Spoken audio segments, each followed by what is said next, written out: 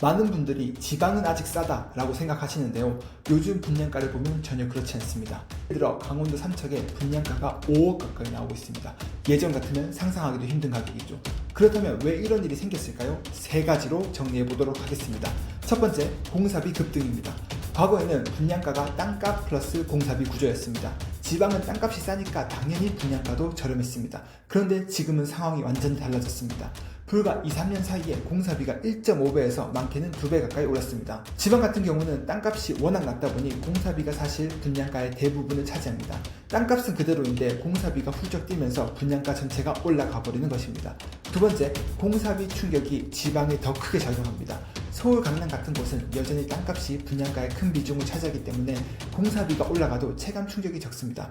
강남에서 분양가 30억 아파트에 공사비가 조금 오른다고 해도 전체에서 차지하는 비중은 크지 않습니다. 하지만 지방은 완전히 다릅니다. 주민들은 여기 3, 4억이면 아파트를 살 수 있겠지 생각하지만 막상 분양가는 지금 5억 이상이 나오고 있습니다. 체감적으로 훨씬 더 비싸게 느껴지는 겁니다.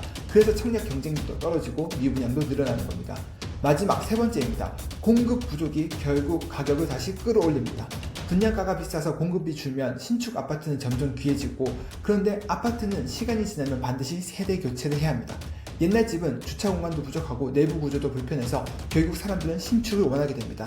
그래서 공급이 막히면 구축 가격이 오르고 어느 시점에서는 다시 그때 분양가가 싸게 보인다라는 말이 나올 것입니다. 실제로 앞으로도 건축비는 안전 강화, 친환경 자재, 품질 기준 강화 같은 이유로 계속 올라갈 가능성이 높습니다. 서울이든 지방이든 이런 비용은 똑같이 들어가기 때문에 지금 분양가가 다시 싸게 보일 날이 올 수도 있다는 거죠.